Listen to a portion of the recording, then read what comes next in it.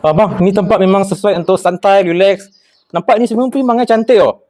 So lama siap ke ni swimming pool? Oh, ini swimming pool sudah lama tapi fully functional. Oh, Dia ada yang tengah tu ada pool lah untuk orang tua, 4 kaki dalam. 4 kaki. Yang sini untuk kanak-kanak lah.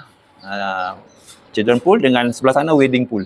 So ada tiga pool semua. Ada 3 pool. Ada 3 So pool di sini. biasa maksimum boleh berapa orang kalau kita masuk pool ni untuk main? Anggaran?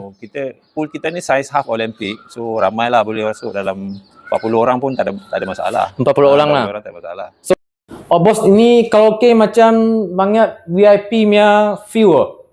Dia boleh masuk berapa orang sebenarnya? Okey, karaoke ni dalam bangunan yang kita panggil rumah kasut tadi lah. Rumah kasut dalam bentuk kasut.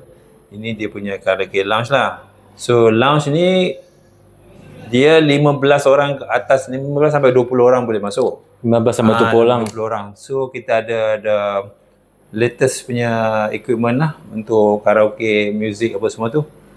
So lagu-lagu Cina, Melayu semua ada lah. Melayu, orang putih. Semua sudah ada lah. Semua ada. Oh, okey.